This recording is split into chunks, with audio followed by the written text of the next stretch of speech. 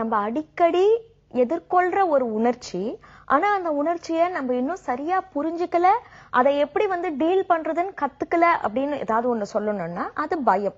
இந்த பயம்ன்றது எல்லாருக்குள்ளயும் ஒரே மாதிரி வராது. சில பேருக்கு அந்த பயம்ன்றது தோல்வியை கண்டு பயப்படுற மாதிரி இருக்கும். ஐயோ நான் தோத்துருவனோ அப்படின்னு சொல்லிட்டு. இப்ப சில பெண்கள் இருக்கலாம், கல்யாணம் ஆகி குழந்தை பெத்த உடனே இல்ல குழந்தை பெறதுக்காக லீவ் எடுத்திருக்கலாம். அந்த லீவ் எடுத்துட்டு ஒரு வருஷம் ஆயிருக்கலாம், 2 வருஷம் ஆயிருக்கலாம். இப்போ திரும்பவும் போயிட்டு வேலையில சேரலாம் அப்படின்றப்போ கொஞ்சம் பயம் இருக்கும். ஒருவேளை நம்மளுக்கு வேலை கிடைக்கலன்னா, ஒருவேளை அப்படி கிடைச்சிருச்சனா கிடைச்சு நம்ம இப்போ இவ்வளோ பிரேக் வந்துடுச்சு, நம்ம அங்க போயிட்டு சரியா பண்ணாம அங்க தோத்து போயிட்டோம்னா நம்ம எடுக்கிறதுல. சோ இந்த தோல்வியை கண்டு பயப்படுற பயம் அவங்களை ஒரு ஸ்டெப் எடுக்கிறதுக்கே விடாது. சில பேர்ல இந்த பயம்ன்றது எப்படி வரும்னா ஃபியர் ஆஃப் ரிஜெக்ஷன். அடுத்தவங்க எங்க நம்மள நிராகரிச்சிருவாங்களோ, யாரையாவது ஒருத்தவங்களை ரொம்ப பிடிக்கும், அவங்க கிட்ட போய் சொல்லலாம் அப்படின்னு சொல்லிட்டு சொன்னா ஒருவேளை அவங்க ஏத்துக்கலன்னா நம்ம என்ன பண்றது, நம்ம முக்கியம் இல்லைன்னு சொல்லிட்டாங்கன்னா நம்ம நிராகரிக்கப்படுவோமோ, அந்த நிராகரிப்புக்காக அதை அனுபவிக்கிற பயம்ன்றது ரொம்ப கொடுமையான ஒரு பயம். சோ இது நம்மள சில இடங்கள்ல முடங்க செஞ்சிடும், ஒரு நல்ல செயலியே எடுக்க விடாது. 3வது விதமான பெண்கள் இருப்பாங்க. அவங்களுக்கு எப்படின்னா தோல்வியை கண்டும் பயம் கிடையாது, நிராகரிப்பு கண்டும் பயம் கிடையாது. ஆனா அவங்க கடந்த காலத்துல ஏதாவது ஒரு ரொம்ப வருந்தக்கூடிய ஒரு சம்பவம், இல்லைன்னா அவங்களுக்கு பிடிக்கவே பிடிக்காத ஒரு நிகழ்ச்சி நடந்திருக்கலாம். யார் மேலேயாவது அவங்க ரொம்ப என்ன சொல்றது பாசம் வச்சிருக்கலாம், அவங்க தவறி போயிருக்கலாம், இல்ல அவங்களுக்கு ஏதாவது ஆக்சிடென்ட் நடந்திருக்கலாம். சும்மா ஒரு உதாரணத்துக்காக சொல்றேன். இல்ல அவங்க ஏதாவது ஒரு வேலையில இருக்கலாம், அந்த வேலையில இவங்களை டிஸ்மிஸ் பண்ணி போட்டு இருக்கலாம். இந்த மாதிரியான ஒரு நிகழ்ச்சி அது நடந்துடுச்சு, அது கசப்பான நிகழ்ச்சி. இப்போ ஃபியூச்சர்ல எங்க அதே மாதிரி திரும்ப நடந்துருமோ, இப்ப நான் யார் மேலேயாவது அன்பு வைக்கிறேன், அவங்களும் இறந்து போயிட்டாங்கன்னா, எங்கேயாவது வேலைக்கு போறேன், அங்கேயும் என்ன டிஸ்மிஸ் பண்ணிட்டாங்கன்னா, நடந்து முடிந்த சம்பவங்கள் எங்க திரும்ப திரும்ப நடந்துருமோ அப்படின்ற அந்த பயம். இப்போ இந்த பயம்ன்றது ஒரு மனுஷனுக்கு தேவையா இது அப்படின்னு சொல்லிட்டு கேட்டா கண்டிப்பா தேவை. ஆனா அது எங்க இருக்கணுமோ அங்க இருக்கணும். இப்ப நீங்க 9வது மாடியில நிக்கிறீங்கன்னு வச்சுக்கோங்களேன், அங்க இருந்து கீழே பாக்குறீங்க. கீழே பாக்குறப்போ என்ன ஆகும், ஆட்டோமேட்டிக்கா பயம் வரும். அந்த பயம்ன்றது நல்லது. ஏன்னா அப்படி இருக்கிறப்போ நம்மள குதிக்கிறதுல இருந்து தடுக்கிறது அது ஒண்ணுதான். ஆனா அதே பயம்ன்றது நம்மள ஒரு ஒரு ஒரு பாடமா இருக்கிறதுக்கு பதிலா அது நம்மளுக்கு ஒரு பேரலிசிஸா மாறிச்சனா, நம்மள முடக்கிற அளவுக்கு மாறிச்சனா அது சுத்தமா நல்லது இல்லைல்ல. சோ இப்போ இந்த பயத்துல ஈடுபட்டிருக்கிற பெண்கள் என்ன பண்ணுவாங்கன்னு சொல்லிட்டு கேட்டீங்கன்னா, இந்த பயத்தோட ரொம்ப போராடுவாங்க.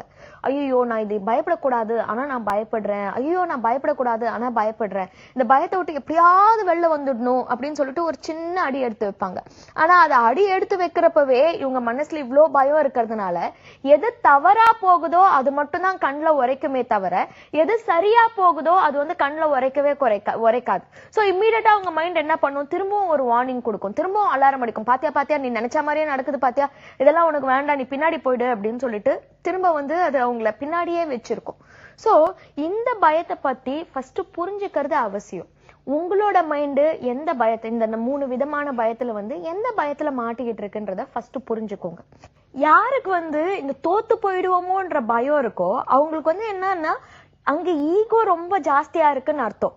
அடுத்தவங்க நம்மளை பத்தி என்ன நினைச்சிருவாங்களோ, நம்ம எதுக்குமே லாயக்கு இல்லைன்றது ப்ரூவ் ஆயிடுமோ, அடுத்தவங்க முன்னாடி அவமானப்பட நேரிடுமோ, இந்த மாதிரியான அந்த அகங்காரம்ன்றது நான் அப்படின்றது ஸ்ட்ராங்கா இல்லைன்னா எப்படி அந்த தோத்து போற பயம் வரும்?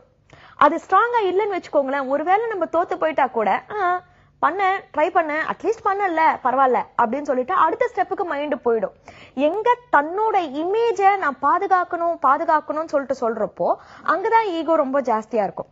இங்க வாழ்க்கையோட ஒரு வினோதம் என்னன்னா, எங்கெல்லாம் அது ரொம்ப ஸ்ட்ராங்கா நிமிந்து நிக்குதோ நான் அப்படின்றது அதை பாதுகாக்கணும் நம்ம ட்ரை பண்றப்போ வாழ்க்கை அங்கதான் போட்டு பலார்னு அடிக்கும். உனக்கு ஏன் இவ்வளவு ஈகோ, நீ விடுன்னு சொல்லிட்டு திரும்ப அதே பாடத்தையே நம்ம வலிக்க கத்துக்கிட்டு இருப்போம். எங்க நான் அவ்வளவு முக்கியம் இல்லப்பா, இது என்ன ஒரு வாழ்க்கை, இது நான் சொல்லிட்டு இது பண்ணது, ஏன் நான் அப்படி வாழணும், அடுத்தவங்க என்ன மதிச்சா என்ன மதிக்கலாம் என்ன, நான் ஒரு விஷயத்த நான் கத்துக்கிறதுக்காக போறேனே தவிர அங்க நான் என்ன ப்ரூவ் பண்ணிக்கிறதுக்காக நான் போலையே, நான் கத்துக்கிறதுக்காக போறேன் அப்படின்ற அந்த மனநிலையோட எங்க நம்ம வந்து நம்மள விட்டுட்டு ஒரு அடுத்த முன்னேற்றம்ன்றத மாத்திரம் நம்ம கண்ணு முன்னாடி வைக்கிறோமோ, நம்மள இழக்கிறதுக்கு நம்ம தயாரா இருக்கிறோமோ, அப்ப என்ன ஆகும், இந்த தோத்து போற பயம்ன்றது வந்து ஆட்டோமேட்டிக்கா கம்மியாயிடும்.